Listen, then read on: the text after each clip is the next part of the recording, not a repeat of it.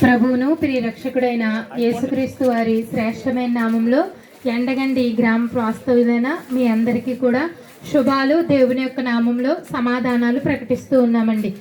ఈరోజు ఇలాగ మీ మధ్యకి మేమందరం వచ్చి ప్రకటిస్తున్న మాటలు ఏంటనంటే దేవుని మాటలండి.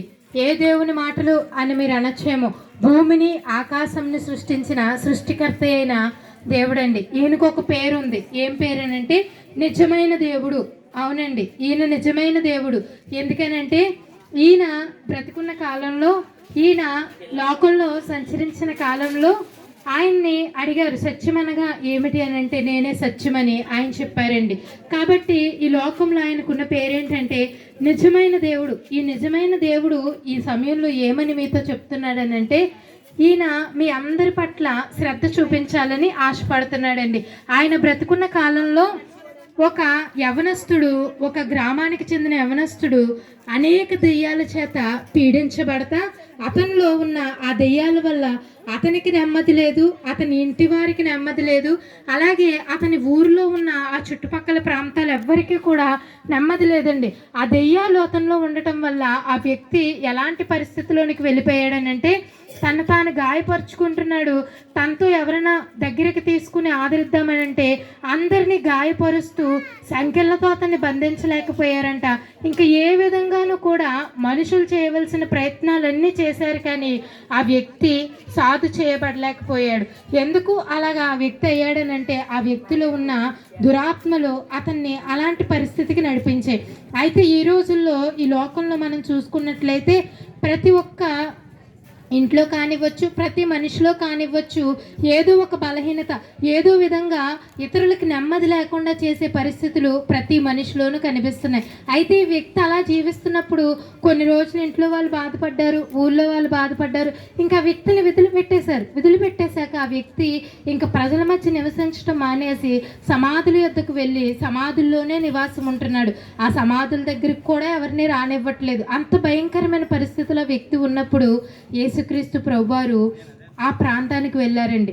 సాధారణంగా ఆయన వెళ్ళవలసిన మార్గం అది కాదు, కానీ ఆ వ్యక్తి కోసం, ఆ ఒక్క వ్యక్తి కోసం ఆయన శ్రద్ధ చూపించి ఆ ఒక్క వ్యక్తిని బాగు చేయాలని ఆయన ఎంతో ఆశతో ఒక సముద్రాన్ని దాటి ఆ వ్యక్తి దగ్గరికి వెళ్ళారండి. ఆ వ్యక్తి దగ్గరికి వెళ్ళినప్పుడు ఆ వ్యక్తిలో ఉన్న దెయ్యాలు అతనితో అంటున్నాయి, అయ్యా నీ సమయం ఇంకా రాలేదు కదా, అప్పుడే మమ్మల్ని బాధపరచడానికి వచ్చావా మా దగ్గరికి, ఆ మమ్మల్ని బాధపరచొద్దు అని యేసుక్రీస్తు ప్రభు వారిని ఆ దెయ్యాలు వేడుకున్నప్పుడు ఈ వ్యక్తిని వదిలిపోమ్మని ఆయన ఆజ్ఞ ఇవ్వగానే అవి ఆ వ్యక్తిని విడిచిపెట్టి వెళ్ళిపోయాయండి.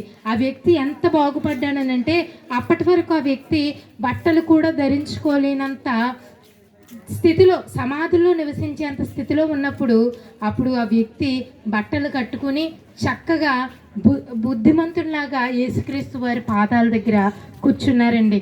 అవునండి, ఆ ఒక్క వ్యక్తి మాత్రమే, అక్కడ 10 గ్రామాలు ఉన్నాయి కానీ ఆ ఒక్క వ్యక్తి మాత్రమే రక్షించబడ్డాడు. ఆ ఒక్క వ్యక్తిని కాపాడడానికి ఒక సముద్రాన్ని దాటి యేసుక్రీస్తు ప్రభువారు వచ్చారండి. అవునండి, మేము ఇప్పుడు చాలా దూర ప్రాంతం నుండి వచ్చాం. అలాగే పరలోకాన్ని విడిచిపెట్టి మనందరం భూమి మీద నివసించే మనుషులమే, మనందరినీ రక్షించడానికి శ్రద్ధతో యేసుక్రీస్తు ప్రభువారు మనందరి పట్ల ఒక్కొక్కరిగా పేరు చొప్పున అందరూ రక్షించబడాలి, యేసుక్రీస్తు నామమందు విశ్వాసం ఉంచి నరకం నుండి తప్పించబడాలి అనే ఆశతో యేసుక్రీస్తు ప్రభువారు మనందరి దగ్గరికి కూడా రావటం జరిగిందండి. అయితే ఆయన్ని మనలోకి చేర్చుకుంటే ఆ వ్యక్తికి నెమ్మది వచ్చినట్టు మనకి నెమ్మది వస్తుంది. ఇంకొక విషయం ఏంటంటే నెమ్మది లేని ప్రాంతం ఒకటి ఉంది. మనం మరణించాక అలా యాతన పెట్టబడే ప్రాంతం ఒకటి ఉంది, దాని పేరు నరకం అండి. ఆ నరకం నుండి తప్పించాలని, ఆ నరకంలో మనం ఎవ్వరం పడకుండా ఉండాలని దేవుడు శ్రద్ధ చూపించి ఈ మాటలు చెప్పమని ఇక్కడికి మా అందరినీ కూడా పంపించాడండి. కాబట్టి మీరందరూ ఏం చేయాలా నరకం నుండి తప్పించబడాలని అంటే యేసుక్రీస్తే నిజమైన దేవుడని మీ హృదయమందు విశ్వాసం ఉంచి నోటితో ఒప్పుకుంటే చాలండి. మీరు నరకం నుండి తప్పించబడతారు. నరకం నుండి తప్పించబడటమే కాదు, యుగయుగాలు ఆనందించే ఆ పరలోక రాజ్యంలో దేవుడు మీకు స్థానాన్ని ఇస్తాడు. అంతేకాదండి, మీకు నిత్య జీవం, నిత్యము ఆనందమే. ఇక్కడ ఒకరోజు సంతోషంగా ఉంటాం, ఒకరోజు బాధపడుతూ ఉంటాం, కానీ అక్కడ నిత్యము యుగయుగాలు. ఈ కాలానికి 70-80 సంవత్సరాలని ఒక పరిమితి ఉంది, కానీ దేవుని దగ్గర మనం గడిపే సమయం, స్వర్గంలో మనం గడిపే సమయానికి పరిమితి లేదండి. యుగయుగాలు మనం ఆనందిస్తూనే ఉంటాం. అట్టి ఆనందం మీకు ఇవ్వాలని, అట్టి గొప్ప ధన్యత మీకు ఇవ్వాలని శ్రద్ధ చూపించి మీ కొరకు యేసుక్రీస్తు ప్రభు వారి మాటలు చెప్పమని ఇక్కడికి మమ్మల్ని పంపించారు. కాబట్టి విశ్వాసం ఉంచండి, ఈ రక్షణ మీ అందరికీ దేవుడు అనుగ్రహిస్తాడు. అటు కృప దేవుడు మీకు అనుగ్రహించును గాక. ఆమేన్.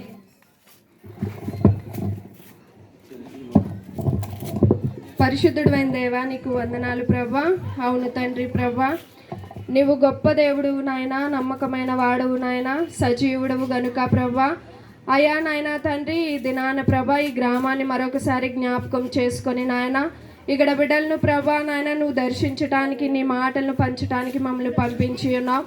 అవును ప్రభా నాయన, ఆనాడు ప్రభా నాయన దయ్యములు పట్టిన వాడి కోసం నాయన నువ్వు ఒక్కడవే నాయన తండ్రి ప్రభా, ఒక్క మనిషి కోసం నాయన అంత దూరం ప్రయాణం చేసి వెళ్ళి ఉన్నావు దేవా. నాయన తన్ని క్షమించి నాయన, తనలో ఉన్న దయ్యాల నుండి విడిపించి నాయన గొప్ప సంతోషం, సమాధానం నా బిడ్డకు దయచేసి ఉన్నావు.